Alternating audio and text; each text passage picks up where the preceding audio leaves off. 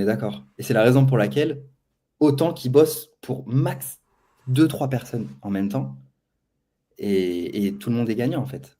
Je vais me marier avec une meuf, je suis pas du tout sûr de bien l'aimer ni de vouloir faire ma vie avec elle. C'est juste pour être sûr qu'elle se barre pas chez quelqu'un d'autre en attendant. Mauvais pari, hein. Pas ouf, hein, comme calcul. Ni pour la meuf, ni pour toi. Bon, quand on parle de mariage, ça nous paraît évident à tous. Et Ouais. je dis tu veux te marier avec une meuf parce que là on est entre mecs, mais dans le sens inverse c'est la même chose, hein. Ben, pareil, tu vois, le freelance il se maque pas avec toi parce qu'il est pas encore sûr de ce que tu vaux. Et toi tu dois pas te maquer avec lui parce que t'en es pas là en fait. Les gens ils sont au Mm. premier date, ils veulent tout de suite baisser leurs pantalons et sortir un anneau. Faut se calmer, hein. Tester doucement, tranquille. Regardez comment ça va se passer. Vous allez faire plein de conneries, c'est comme avec les dates. Vous allez faire plein de conneries avant de trouver de ce qui marche. Mm. Ça, c'est super important. C'est super important parce qu'il y a plein de gens qui, à la première bêtise, virent. Virent.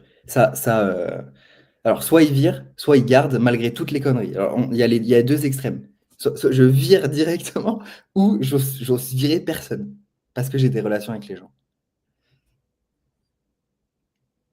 Souvent les gens qui osent pas virer, c'est parce que encore une fois, c'est comme les relations, hein. C'est pourquoi est-ce que tu restes avec quelqu'un qui t'est très très très très malheureux? C'est parce que t'es persuadé que tu retrouveras personne d'autre et que t'as eu un coup de chance. Mais en fait, travailler avec des collaborateurs, freelance, mais ça vaut pour les CDI en fait, hein, je pense, hein. Euh, il faut tester plein de trucs pour savoir ce qui marche pour toi. Moi, je me souviens au début, j'ai eu une conversation avec Félix, ça doit être vers 2021-2022, début 2022. Je lui ai dit, Félix, est-ce que je suis un tyran et un malade mental?